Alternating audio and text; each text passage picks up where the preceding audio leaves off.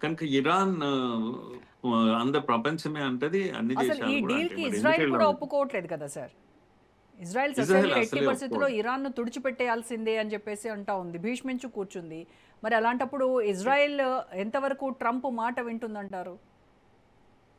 Israel వినదు. Israel గట్టిగా తర్వాత వాళ్ళను క్లోజ్ చేసేంత వరకు ఇజ్రాయెల్ వినదు. బుగ్గిపాలు చేయాల్సిందే లెబనాన్ టార్గెట్. రెండవది ఇజ్రాయెల్‌కి అన్నిటికన్నా యుద్ధం చేసిందే దేని కొరకంటే ఇరాన్‌తో అణ్వాయుధాలు ఎట్టి పరిస్థితుల్లో ఉండకూడదు. అవును. ఇరాన్‌తో అణ్వాయుధాలు అనే అంశం క్లోజ్ కాకుండా యుద్ధం క్లోజ్ కాదు. అణ్వాయుధం అంటూ ఇరాన్ దగ్గర వదిలేస్తే ఆహ్, మొట్టమొదటిగా నాశనం అయ్యేది ఇజ్రాయెల్. హ్మ్. అందుకే ఇజ్రాయెల్ యుద్ధం ఎందుకు క్లోజ్ చేస్తుంది? యుద్ధం యొక్క పర్పస్ నెరవేరలేదు. పర్పస్ నెరవేరినంత కాలం ఇజ్రాయెల్ వినదు. ఇంకా అమెరికా ఇప్పటికిప్పుడు ఇంకా ఫ్రీ అయిపోయింది. నోబెల్ పీస్ అవార్డ్ తీసుకునేది ఉంది అన్నట్టుగా ఈయన వ్యవహారం చేస్తున్నాడు గానీ, అదేం కాదు. ఇరాన్ కూడా అంత ఈజీగా క్లోజ్ చేసి కాకపోతే ఖతార్ ఇవన్నీ కూడా కొంత డబ్బును సమకూర్చాయి ఇరాన్‌కు. తిరిగి రీకన్‌స్ట్రక్షన్ కొరకు, వీటి కొరకు. అందుకని ఇరాన్ తగ్గింది కాస్త. ఇరాన్ ఈ మొత్తం యుద్ధంలో ఇరాన్ నష్టపోయింది ఏమీ లేదు. కొంత డ్యామేజ్ అయితే అయ్యుండొచ్చు గానీ, రికవరీ కావడానికి సో, ఈవెన్ ఇప్పుడు అమెరికా నుంచి ఆహ్, వస్తున్న ఈ $300 బిలియన్ పునర్నిర్మాణం కోసం ఏదైతే ఇస్తున్నారో దానికోసం ఇరాన్ తలొగ్గింది. ఓ రకంగా చెప్పాలంటే. హలో. దానికి అత్యవసరం అంతే. కూడా. అంతే. వాళ్ళ దేశాన్ని మళ్ళీ అత్యవసరం. పునర్నిర్మించుకోవాలి. ఈ ఆర్థిక వ్యవస్థ వన్ అతలాకుతలమైనటువంటి ఆర్థిక వ్యవస్థను మళ్ళీ గాడిలో పెట్టుకోవాలనంటే ఈ డబ్బనేది చాలా ఇంపార్టెంట్ ఇరాన్‌కి.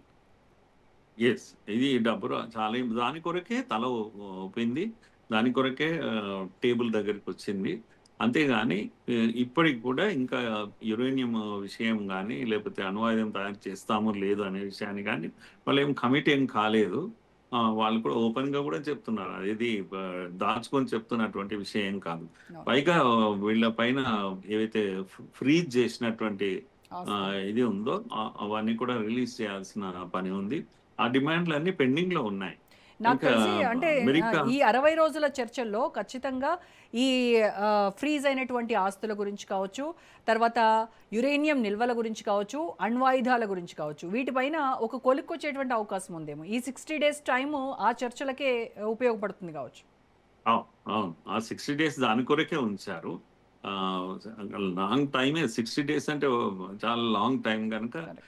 చూడాలి. ఎదురు చూడాలి. బహుశా ఒక పాజిటివ్ దీంతోనే ఒక హోప్‌ఫుల్ దీంతోనే అమెరికా 60 రోజుల టైం పెట్టింది. అంటే అర్థమైందంటే యుద్ధం ఆపేయాలి. హ్మ్. నార్మల్ స్టేటస్ రావాలి. జలసంధి ఓపెన్ కావాలి. బిజినెస్ ఎప్పటిలాగా నడవాలి. ఇది ఉద్దేశ్యం గనుక ఇది మొదలైనా చాలా మటుకు ఊపిరి తీసుకున్నట్టే ఇరాన్. హ్మ్. కాస్తంత బయటపడుతూ ఉంది. కానీ ఇరాన్ ఎంతవరకు తలొద్దుకుతుంది అనేది ఎప్పటికీ ఒక ప్రశ్నార్థకమే. ఇప్పటికిప్పుడు G7 ఈ కంట్రీస్‌లో మధ్యలో ఈ స్టేట్‌మెంట్ ఇవ్వడంలో ఉద్దేశ్యం అంటే బహుశా మాక్రాన్, మెర్జ్ వీళ్ళంతా గూడా కార్నీ వీళ్ళంతా గూడా ఆయన్ను పుష్ చేశారని బాగా ట్రంప్‌ను. మీరు వెంటనే షిఫ్ట్ కాండి. ఇక్కడ యుద్ధం ఆగాలి. ఉక్రెయిన్‌కు వీళ్ళు చిన్న దేశం ఉక్రెయిన్. రష్యాతో ఇప్పటికీ నిలబడింది. ఇంత కాలం యుద్ధంలో నిలబడడం అనేది చాలా పెద్ద విషయంగా మనం చూడాలి. కనుక ఇప్పుడు యుద్ధం క్లోజ్ కావాలంటే అనేక భూభాగాలు డాన్‌బాస్ అని లేకపోతే లుహానిక్ అని జెప్పేసి, డొనెస్టిక్ అని జెప్పేసి ఇవన్నీ ప్రాంతాలన్నీ రష్యా కబ్జా పెట్టేసింది. హ్మ్. ఇవన్నీ ఆల్‌మోస్ట్ పెద్ద భూభాగాలే రష్యా చేతిలోనే ఉన్నాయిప్పుడు. వాటిని ససేమిరా అంటుంది రష్యా వదిలేయడానికి. కనుక ఉక్రెయిన్ కంటిన్యూ చేస్తా ఉంది. డ్రోన్స్‌తో దాడి మామూలుగా చేయడం లేదు. రష్యాను ఉక్కిరిబిక్కిరి చేస్తా ఉంది. చాలా డీప్‌గా స్ట్రైక్ చేయగలుగుతుంది రష్యాను, హ్మ్. ఉక్రెయిన్. ఇవన్నిటికి ఎక్కడి నుంచి అంటే ఇదిగో ఈ దేశాలన్నీ గూడా నాటో కంట్రీస్ అన్నీ గూడా ఫండింగ్ చేస్తున్నాయి. ఎంతకాలం చేయాలి ఫండింగ్ అనేది ఒత్తిడి ట్రంప్ పైన ఉంది. హ్మ్. అందుకే మాక్రాన్ వీళ్ళంతా ట్రంప్‌తో ఓ రకంగా ఒత్తిడి చేశారని మనకు తెలుస్తుంది అక్కడ. సో, ఇమ్మీడియేట్‌గా ఆ స్టేట్‌మెంట్ ఒకటి రిలీఫ్ స్టేట్‌మెంట్ అన్నట్టు. నేను ఐయామ్ షిఫ్టింగ్ మై ఫోకస్ అని గట్టిగా ah, ah, Ukraine is my agenda again నా ఎజెండాలోకి వచ్చేసింది అని గట్టిగా చెప్పడం ఏందంటే, don't worry I'm there with you. So I'm the boss అనేటిది కూడా ఎక్స్ప్రెస్ చేస్తున్నాడు. G7లో నేనే బాస్ అనే వ్యవహారం కూడా అలా చేశాడు. వాళ్ళకు ఒక భరోసా ఇచ్చే ప్రయత్నం చేశాడు. అంతే తప్పితే ఇప్పటికిప్పుడు ఈ యుద్ధాన్ని ఆపలేడు, ఆ యుద్ధాన్ని ఆపలేడు. ఒక రకంగా ప్రపంచం ముందు రెంటికి చెడిన రేవడినేలాగా నిలబడ్డాడు ట్రంప్. ఉమ్, ఉమ్, పరువు కాపాడుకోవడానికి చేస్తున్న పని ఏంటంటే ప్రకటనలు ఇస్తున్నారు. పరువు కోసం ప్రకటనలు తప్పితే ఆయన గ్రౌండ్ లో చేస్తున్నటువంటి పని చాలా తక్కువనే చెప్పాలి. చివరకు తన మిత్రులు అయినటువంటి ఇజ్రాయిల్ తో కూడా ఆయన శత్రువు అయిపోతున్నట్టుగా కనిపిస్తా ఉంది. ఉమ్. ఓపెన్ వార్కే దిగాడు. లోపల లోపల ఏదో మాట్లాడుకోనడం అట్లాంటివి ఉండేవి. ఇంత మొదలైన ఇబ్బంది ఉంటాయి. ఇప్పుడేం కాదు. ఆ, నీకోసమే మేమంతా పిచ్చోళం అయిపోయినాం అని గట్టిగా చెప్తా ఉన్నాడు ఇజ్రాయిల్కు. ఉమ్. సో నెతన్యాహుతో పూర్తిగా ఆ, చెడింది అన్నట్టుగానే కనిపిస్తా ఉంది. అందుకే ఈ ప్రకటన ఆ, మళ్ళీ ఒక ఏమంటాం మేకపోతు గంభీరం లాంటి ప్రకటన. సార్ కానీ ఇప్పుడు చాలా టఫ్ జాబ్. యుద్ధం ముగియాలి అని అంటే యుక్రెయిన్ తన భూభాగాలను వదులుకోవాల్సిందే అని చెప్పేసి ఇన్ కేస్ ట్రంప్ గనక ఒత్తిడి తీసుకొస్తే జెలెన్స్కీ దానికి తలొగ్గుతారంటారా? వింటాడన్నమాట. జెలెన్స్కీ చాలా మొండికేశాడు జెలెన్స్కీ. ఈయన అలా కూడా మాట్లాడుతున్నాడు. అక్కడికి భూభాగం వదులుకోవాల్సిందే అనే విషయాన్ని మాట్లాడుతున్నాడు. కానీ మరి యుద్ధం ప్రారంభించింది ఎందుకు ఇంత దానికి అని చెప్పేసి నేను వదులుకునే ప్రసక్తే లేదు. ఎందుకంటే అంటే మామూలు చాలా ఎక్కువ భూభాగం, చిన్నది కాదు అది. ఉమ్, కనుక ఒప్పుకోకపోయినా పాపం ఒక్కతే యుద్ధం చేసే స్థితి ఉక్రెయిన్కు ఉండదు. ఉండదు. అమెరికా వెంట లేకపోతే ఉండదు. కానీ అమెరికా పైన ఒత్తిడి ఏంది? నాటో కంట్రీస్ కూడా ఒత్తిడి చేస్తా ఉన్నాయి. ఎక్కువ కాలం కంటిన్యూ చేయలేము మనం అని చెప్పేసి. ఇంత ఫండింగ్ మనం చేయలేము. చిన్న దేశాన్ని ముందు పెట్టి యుద్ధం చేస్తా ఉన్నారు. ఉమ్, రష్యా పరిస్థితి కూడా చాలా అధ్వానంగా ఉంది.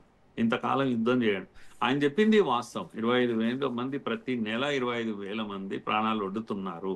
అంటే అవును, 5 ఏళ్లలో ఎంతమంది చనిపోయి ఉంటారు అనేది, అది అందులో సగం చనిపోయినా చాలా పెద్ద నెంబర్. అది కూడా సోల్జర్స్ చనిపోతున్నారు అందరూ. అవును. సో ఇది ఇది మానవ ప్రాణ నష్టం జరుగుతుంది, ఆస్తి నష్టం జరుగుతూ ఉంది.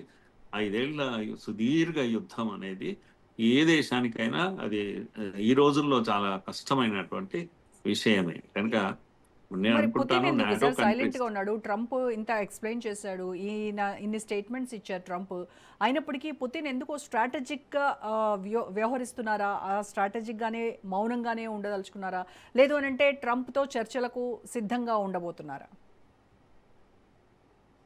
ఉక్రెయిన్ కూడా అది రష్యా. రష్యా పుతిన్ కూడా దాగుడు మూతలు ఆడుతూ ఉన్నాడు.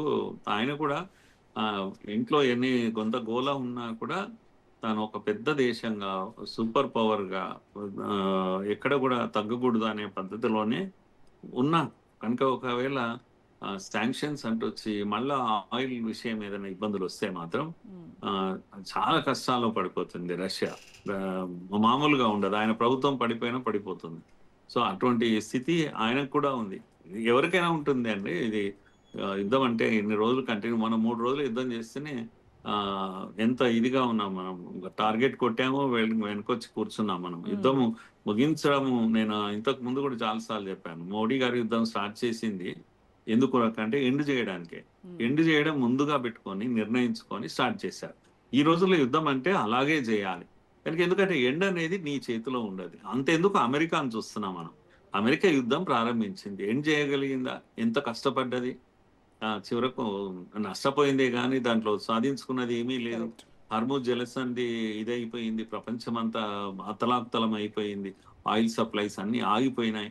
కానీ ఇంత చేశాక ఏం సాధించామంటే ఏం లేదు. ఇజ్రాయెల్ తో కూడా తను ఇబ్బంది పడుతుంది. సో అందుకే లెసన్ ఏంటంటే యుద్ధాలు ప్రారంభించడం ఈజీ కానీ ముగించడం యుద్ధాలు ఎండ్ కష్టం. చేయడం అనేది ఉమ్, చాలా కష్టమైనటువంటి విషయం ఈ రోజుల్లో. అందుకే ఈ సుదీర్ఘ కాలమైన ఈ యుద్ధము ముగిస్తే అదొక అద్భుతంగానే ఇప్పుడు ప్రపంచం చూసే పరిస్థితి ఏర్పడ్డది. రైట్. చూడాలి ట్రంప్ ముందు ముందు ఎలా వ్యవహరిస్తాడనేది. Right sir. Thank you so much Murali Manohar గారు.